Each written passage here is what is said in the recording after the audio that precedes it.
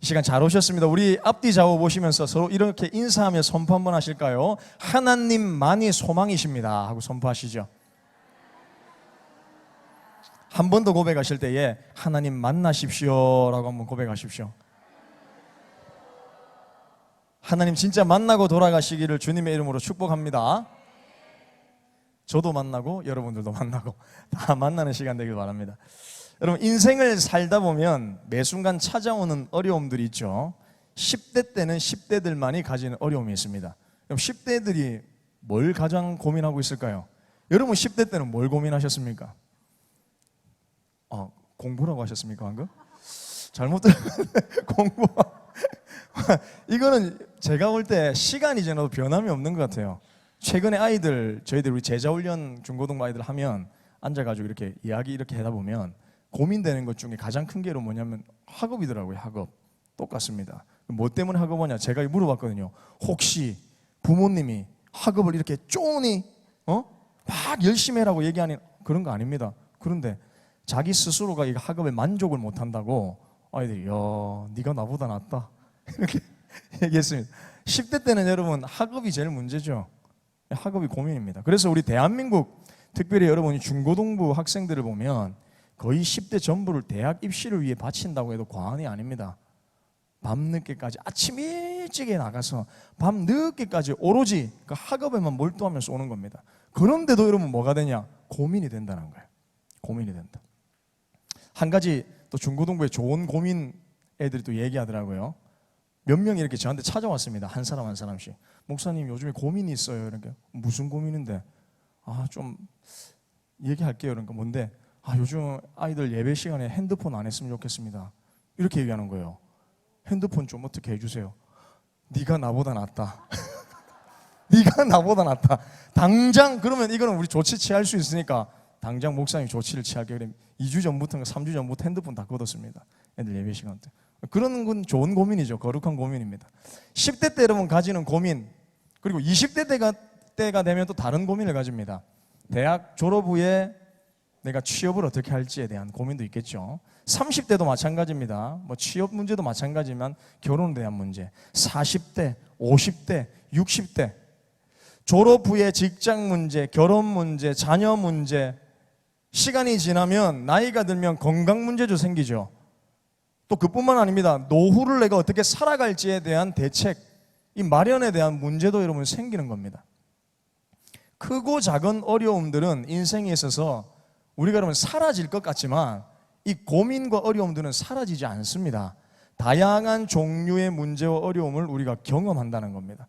여러분 한번 생각해 보십시오. 지금까지 살아온 인생을 쭉 우리가 되돌아본다면, 저도 그렇게 오래 살진 못했지만 10대 때 경험했던 고민들, 20대, 30대 이 고민들이 우리 가운데에 지속적으로 여러분 찾아왔다는 겁니다. 내가 20대가 됐다고 해서 고민이 사라지는 게 아니죠. 나이가 들었다고 해서 그 고민이, 어려움들이, 문제들이 없어지는 것도 아닙니다. 찾아옵니다. 여러분 여러 가지 다양한 고민들과 어려움들을 당면하게 된다는 것이죠. 예전부터 여러분 최근에도 그런 얘기를 하죠. 대한민국 훈련을 뭐라 부르냐면 헬조선 이렇게 부르죠. 정치, 경제, 사회, 교육 등 어느 하나 희망이 보이지 않는다라는 의미에서 지옥 같은 조선, 헬조선, 대한민국이다 라고 이야기합니다. 소망이 없다는 겁니다. 여러분 한마디로 대한민국에. 그러나 여러분 인생을 살면서 소망이 없다, 희망이 없다, 이 말은 거짓입니다. 이 말에, 이 메시지에 우리는 속아서는 안 됩니다. 여러분 진짜 이 땅에 소망이 없다면 여러분 우리는 살 가치가 없는 거, 희망이 없는 겁니다. 우리 또한 마찬가지죠. 그럼에도 불구하고 여러분 소망을 가지고 사는 사람들이 있습니다. 어떤 환난 가운데라도 우리에게는 소망이 있습니다. 여러분 살아갈 힘과 소망이 있다는 겁니다. 사람들이 여러분 소망이 없다고 여기는 가장 큰 이유 중 하나가 여러분 무엇이겠습니까? 어디서 소망을 찾을까요? 희망을 어디서 찾겠습니까? 사람들이 찾는, 세상 사람들이 찾는 소망의 의미는 보이는 것에 두기 때문입니다. 보이는 것에. 그러다 보니 여러분 경제가 무너지고 사회 질서가 붕괴되면 사람들은 뭐라 얘기합니까? 희망이 없다. 이 나라 이 땅에 희망이 없다 라고 단정짓죠. 그것은 사단의 속삭임입니다. 성경은 단 한 번도 우리 가운데 그렇게 얘기하지 않았습니다. 이스라엘 백성들이 바벨론의 포로로 끌려갈 때도 하나님 그들 가운데 희망을 주셨습니다. 희망의 메시지를 주신 분입니다. 내가 너희를 멸망시키겠다라고 끝나지 않습니다. 그 이후에는 반드시 하나님께서 건지시고 회복시키시는 소망의 메시지를 그들 가운데 허락하신다는 것이죠. 그래서 여러분, 성경을 살펴보면 소망에 대한 정의를 우리 가운데 달리합니다. 시편 62편 5절 우리 다 같이 한번 읽어볼까요? 읽어보겠습니다. 시작.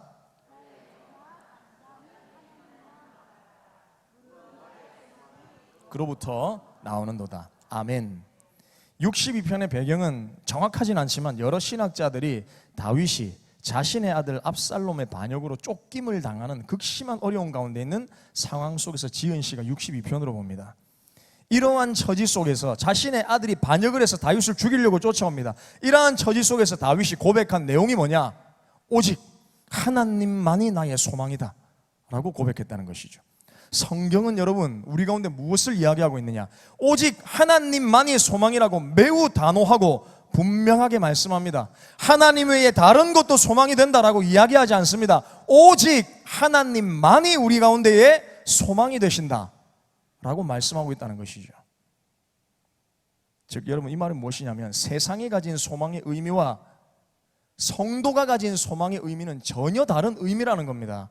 그래서 여러분, 어려움과 환난이 우리 가운데 찾아오게 될 때, 성도에게 찾아오게 될 때에는 거기에 대한 반응도 달라지죠. 사람들은 어려움을 겪게 되면 헬조선이다, 못 살겠다, 희망이 없다라고 이야기하지만 성도는 그렇지 않다는 겁니다. 거기에 대한 그 반응이 여러분 무엇이냐면 바로 환난 날에 하나님을 찾는 겁니다. 그 하나님께 부르짖는 겁니다.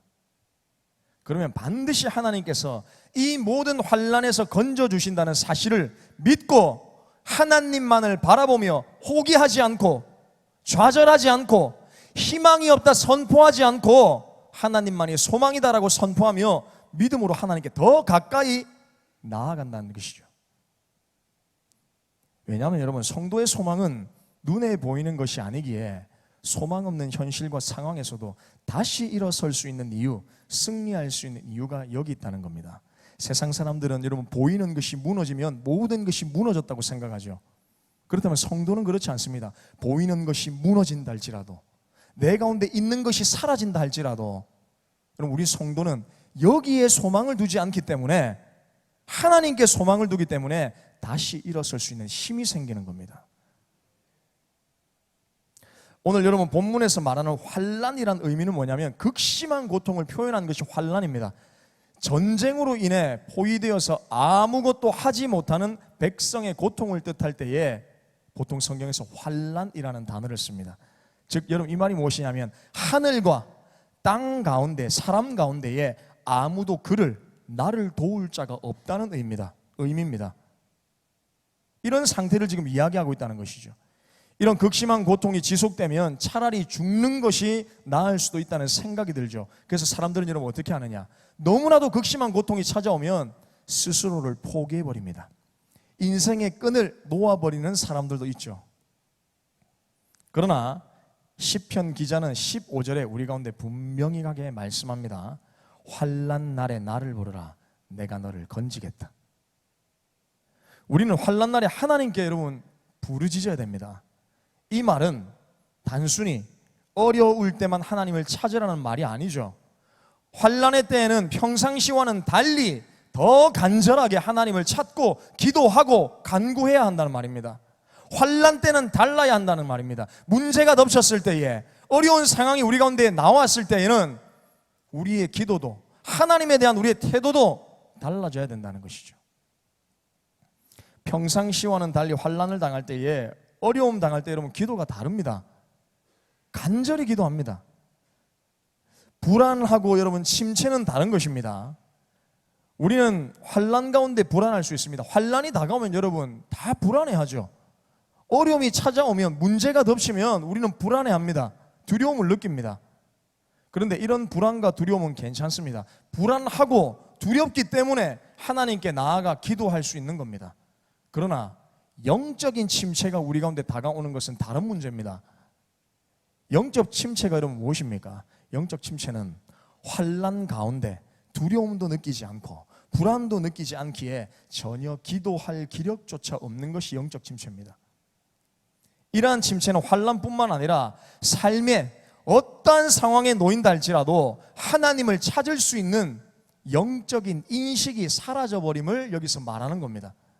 하나님에 대한 인식이 없습니다. 환난이 눈앞에 다가왔음에도 불구하고 하나님을 찾지 않는다는 것이죠. 찾을 기력이 없는 겁니다. 인식을 하지 못하는 것입니다.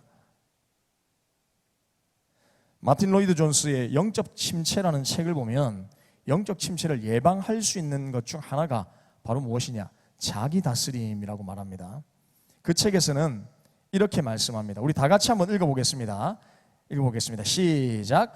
자신을 다룰 줄 아는 것은 영적인 삶을 살아가는데 중요한 기술입니다.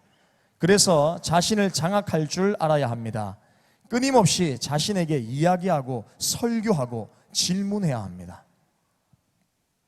사랑하는 여러분, 간절히 간구하고 계십니까? 혹시 침체 가운데 계십니까? 나라와 교회와 그리고 개인의 삶에서 큰 위기를 여러분 경험하고 있습니까? 이러한 위기가 우리의 눈앞에 닥쳤는데, 그렇다면 우리의 기도가 과연 하나님께만 소망을 두는 간절함의 기도인지, 아니면 오랜 시간이 지남에 따라 점점 불안도 두려움도 느끼지 못한 채 기도의 무기력함을 느끼고 있지는 않는지 스스로를 여러분 잘 돌아보시기를 축복합니다. 우리는 어떤 처지에 놓여져 있습니까? 진짜 문제가 닥쳐서 상황과 어려움, 그 상황과 어려움 때문에 진짜 불안과 두려움 때문에 하나님을 적극적으로 찾고 있는지, 아니면 시간이 너무 오래 지남에 따라 두려움도 불안도 느끼지 못한 채 하나님을 찾지 않는 침체 가운데 우리가 빠져 있는지, 이 시간 통하여서 우리가 기도하는 자리 가운데 나아갈 때에 하나님 앞에 나 자신을 점검하고 하나님께 드리는 시간 되시기를 축복합니다. 빌립보서 4장 6절에서 이렇게 말씀합니다. 우리 다 같이 한번 읽어보겠습니다. 시작.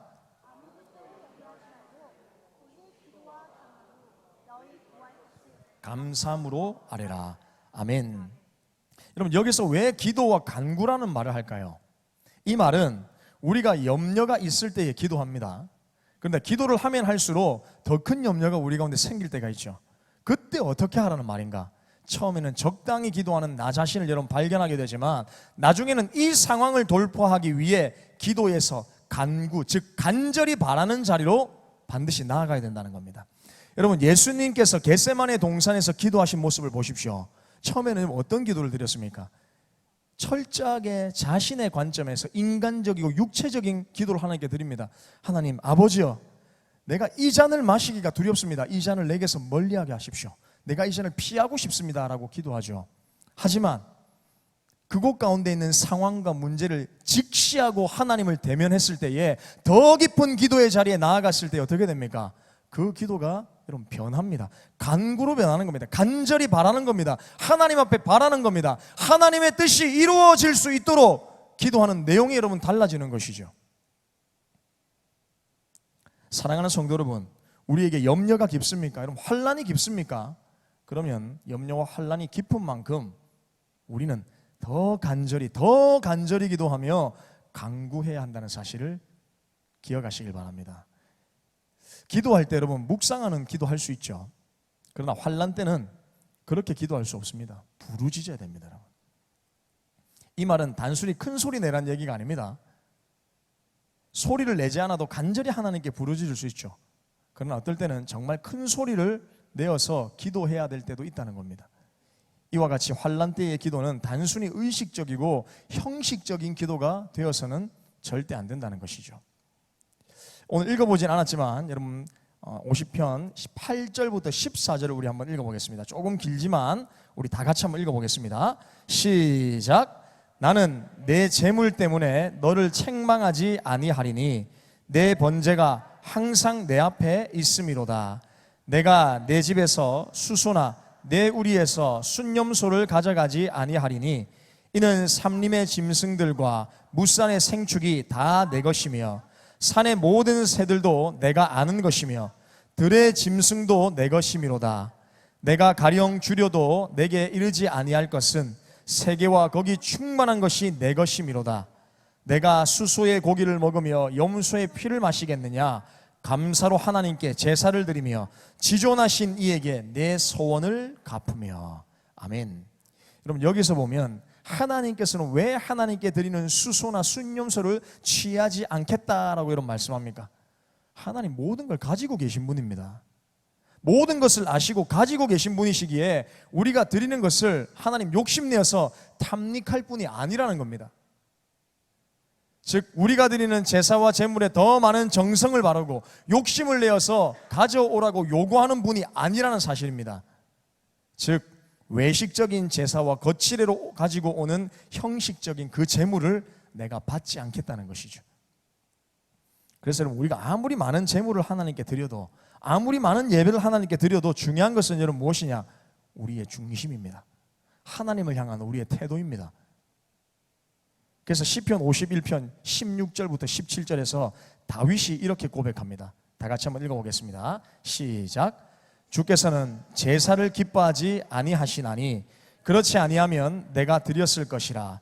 주는 번제를 기뻐하지 아니하시나이다. 하나님께서 구하시는 제사는 상한 심령이라. 하나님이여 상하고 통회하는 마음을 주께서 멸시하지 아니하시리이다. 아멘. 환난을 당할 때 여러분, 우리는 스스로를 포장할 여유도 없고 이유도 없습니다. 하나님과 나와의 관계에 초점을 맞추면서 부르짖는 겁니다. 너무 고통스러우면 내가 지금 이렇게 기도해도 될까? 내가 옆 사람에게 이렇게 피해를 줘도 될까? 이렇게 인식하지 않습니다, 여러분. 주변이 보이지 않는 것이죠. 그럴듯하게 나를 숨기고 포장해서 하나님 앞에 나아가는 예배 드리지 않습니다. 그러한 기도는 소용이 없습니다, 여러분. 장례식장에 가면 죽음을 맞이하는 가족들의 모습을 볼 수 있죠. 어제 또 하필이면 고 정재상 집사님 발인 예배 후에 영락공원에 화장하러 갔습니다. 근데 우리 바로 앞에가 어떤 분이셨냐면, 화장하러 가는데 20대의 젊은 여성이 죽었어요. 친구들하고 뒤에 많이 줄을 서 있더라고요. 근데 이제 시신을 가지고 이제 화장터로 들어가는데 모든 사람들이 통곡하면서 그때부터 울기 시작하는 겁니다. 여러분, 장례식장에서 눈치 보면서 오는 사람 아무 없습니다. 그냥 부르짖는 겁니다. 이 고통 때문에, 절규 때문에 부르짖는 겁니다, 여러분. 내가 눈물을 흘려서 부끄러워서 이런 거 없습니다. 부르짖는 것이죠. 이 안타까움 때문에, 고통 때문에 절규하는 겁니다. 포장을 할 이유가 전혀 없다는 것이죠. 그래서 여러분, 우리는 그렇게 기도하는 겁니다. 주여, 나를 도와주십시오. 나를 불쌍히 여겨주십시오 하면서 그저 신음하기도 하고 울부짖는 겁니다. 기억하십시오. 하나님께서는 자신의 백성이 고통 가운데 신음하며 또한 부르짖는 기도를 반드시 하나님 들어주십니다. 또한 심령의 그 기도 가운데 평안도 주시고 환난 가운데에 건져주실 것을 여러분 반드시 믿으시기를 바랍니다. 그뿐 아닙니다, 여러분. 우리가 환난을 당하여 기도할 때에 환난 가운데 담긴, 그냥 기도만 하는 것이 아니죠. 그 환난 가운데 담긴 하나님의 뜻도 반드시 발견해야 됩니다. 절대 여러분 절망하지 마십시오. 하나님께서 우리에게 환난을 주신 것은 그 환난 건너편에 우리를 향하신 분명한 하나님의 계획을 가지고 계시다는 사실입니다. 어떤 문제라도 기도하십시오. 어떤 문제라도, 어떤 상황이라도, 그래서 우리는 기도할 수 있는 겁니다. 그 문제를 가지고 하나님 앞에 소망을 가지고 나아갈 수 있는 것입니다. 그러면 반드시 기가 막힌 하나님의 뜻이 있다는 것을 분명하게 발견하게 됩니다. 이스라엘 백성들 보십시오, 여러분. 애굽을 나와서 홍해 앞에 섰을 때에 그들은 모두 절망했습니다. 애굽을 나왔을 때는 소망으로 가득 찼는데 홍해가 길을 막죠. 다시 절망으로 가득 찹니다. 그러나 하나님께서는 이스라엘을 의도적으로 홍해로 인도하신 분명한 이유가 있었습니다. 그들을 괴롭히던 애굽의 군대를, 뒤쫓아오던 애굽의 군대를 멸망시키기 위한 하나님의 섭리가 있었다는 것이죠. 그러므로 여러분, 그 어떤 환난 가운데서도 절대 먼저 절망하지 마시기를 축복합니다. 환난의 배후에, 그 환난의 끝에 하나님께서 저와 여러분에게 준비하시고 계획하신 일이 분명하게 있습니다. 그러므로 믿음으로 환난 건너편에 계신 하나님을 바라보십시오. 성경은 성도를 양에 비유하죠. 양은 근시라서 바로 눈앞에 있는 것만 봅니다. 그래서 풀을 뜯다가도 다 먹으면 그대로 멈춰 있습니다. 그리고 울기만 합니다. 하고 울기만 하죠. 그때 목자가 하는 일이 무엇이냐? 바로 그 다음에 푸른 초장이 있는 것을 살피는 겁니다. 발견하는 겁니다. 그리고 아무것도 보지 못하고 울기만 하는 양을 푸른 초장으로 인도하는 것이죠. 이것이 목자가 하는 일입니다. 눈앞에 있는 문제, 환난만을 보지 마십시오. 하나님은 저와 여러분이 당하는 그 환난의 끝을 이미 보고 계십니다. 거기에 기다리고 계신다는 겁니다. 이러한 하나님은 요셉을 환난 가운데 건지신 분이시죠. 이스라엘을 환난 가운데 건지신 분입니다. 또 다윗을 환난 가운데 구체적으로 건지신 분이십니다. 이러한 하나님께서 오늘 이 자리에 있는 저와 여러분들도 반드시 건지시고 회복시키시고 구원하실 것을 믿으시기 바랍니다. 지금까지 수많은 역사 속에서 일하시며 환난의 고통 중에 있던 믿음의 사람들을 일으키시고 도우신 그 하나님께서 오늘 바로 저와 여러분들 나를 건지겠다고 동일하게 우리 가운데 말씀하고 계십니다. 바로 성경에 기록된 수많은 고통과 환난에서 건지신 그 구원의 사건들이 환난 날에 하나님을 간절히 찾는 이들에게 나타난다는 사실입니다. 우리 또한 그러한 성경의 인물들과 같이 그렇게 찾았던 사람들과 같이 하나님께 간절히 나아가 하나님께 소망을 두며 환난 날에 하나님을 찾을 때에 하나님 우리를 만나 주시는 것이죠. 그 고통의 환난에서 우리를 건져 주시는 것입니다. 우리를 회복시켜 주시는 것입니다. 그래서 오늘 바로 이 시간 우리가 기도할 때 무엇보다 나를 건지시고 나를 회복시켜 주시는 하나님을 만나는 축복을 경험하시기를 소망합니다. 오늘 기도하는 가운데 무엇보다 나와 함께 하시는 하나님, 나를 사랑하시는 하나님, 내가 겪고 있는 모든 환난을 다 아시며 나의 기도를 들으시고 응답하시는 하나님을 만나는 시간이 되시기를 주님의 이름으로 축복합니다.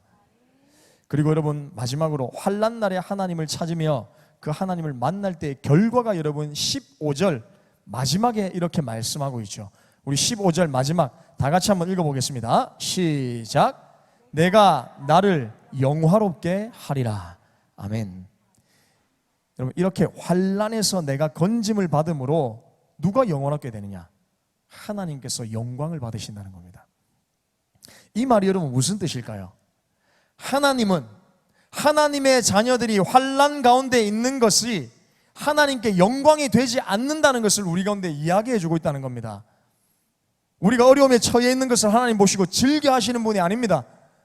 그 문제를 돌파하지 못하고 그 환난 가운데 멈춰 있는 성도를 보면서 자녀들을 보면서 하나님 안타까워하시는 분이죠. 그런데 그 환난을 돌파해 나갈 때에 건짐을 받을 때에 누가 영광을 받으시느냐? 하나님께서 영광을 받으신다는 사실입니다. 그렇기 때문에 이 환난은 저와 여러분들의 개인적인 문제이기도 하지만 더 앞서 하나님의 문제인 겁니다. 하나님의 자녀에게서 나타나는 이 환난의 문제는 하나님의 문제인 겁니다. 그렇기 때문에 하나님께서 반드시 이 환난의 문제를 자녀들 가운데 있는 환난의 문제를 반드시 해결해 주신다는 사실입니다. 하나님을 찾으십시오. 하나님을 찾을 때에 하나님을 건지십니다. 말씀 마무리하겠습니다. 사랑하는 성도 여러분, 하나님께서는 우리가 환난 가운데 놓여져 있는 것을 원치 않으십니다. 하나님을 부르십시오. 하나님께서 건지십니다. 그분의 영광을 위해 우리를 회복시키시며 우리를 건지십니다. 그분을 부르십시오. 앞만 보며 양떼처럼 환난 속에서 울부짖는 우리를 하나님 절대 내버려 두지 않으십니다.